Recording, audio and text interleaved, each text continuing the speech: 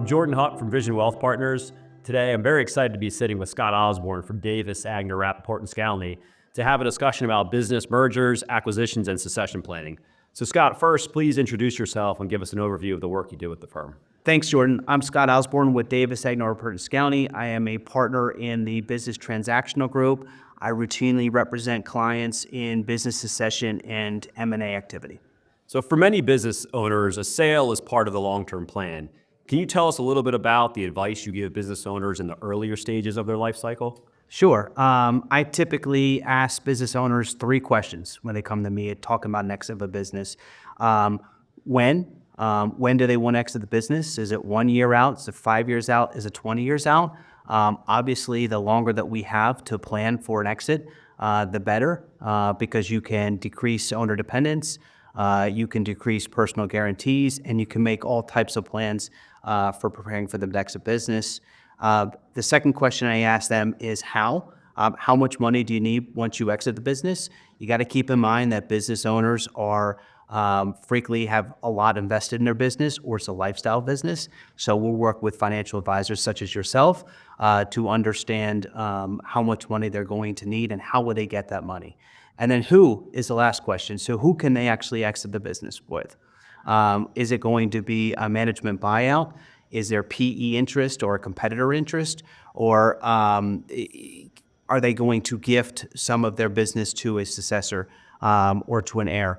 Obviously, the more that you evaluate and that you learn of your options, the better you're going to be. And so once we get a little bit further down the line towards a transaction, what specifically should a business owner be thinking about as they gear up for an acquisition? Yeah, that's a great question. So I think business owners, first and foremost, should decrease owner dependence.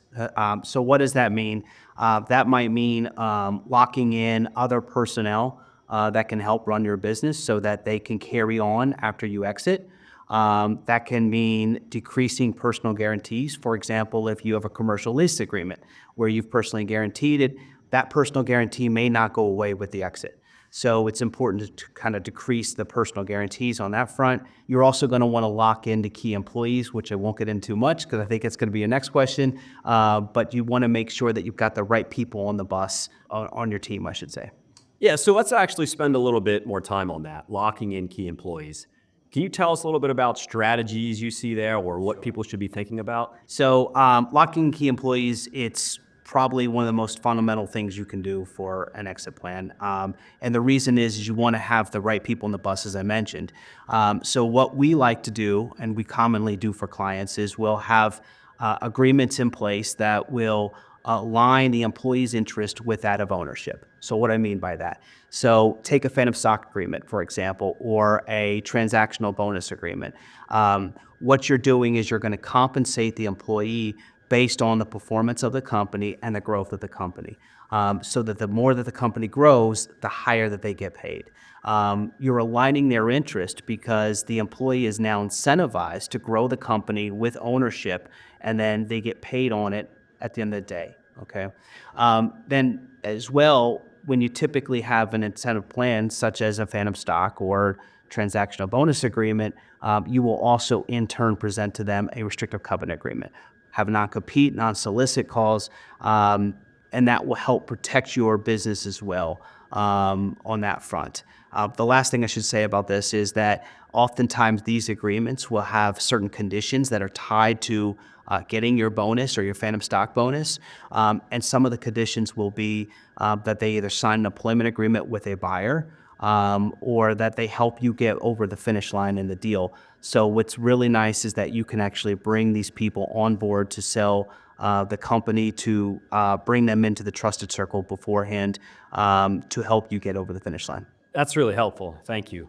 And finally, could you maybe share some insight on legal trends that you're seeing in the M&A space? Yeah, sure. So I would say as of recent, the last 12 to 18 months, we're not seeing less deals. We are seeing different deals, if you will. Obviously, there's more going to due diligence, more going into quality of earnings reports and things of that nature. We're seeing a little bit of different structuring on deals. Maybe in the last few years prior to recent months, there was a lot of money getting thrown out at people. We're seeing a little bit more of an emphasis on earnouts. We're seeing a little bit more of an emphasis on rollover equity, which certainly changes the deal structure as in that front. The other thing that we're seeing is we're seeing more management buyouts. The folks that did not sell their business in the last wave are now looking internally. They're looking at Johnny or Susie that help run the business to see if they're willing to buy the business.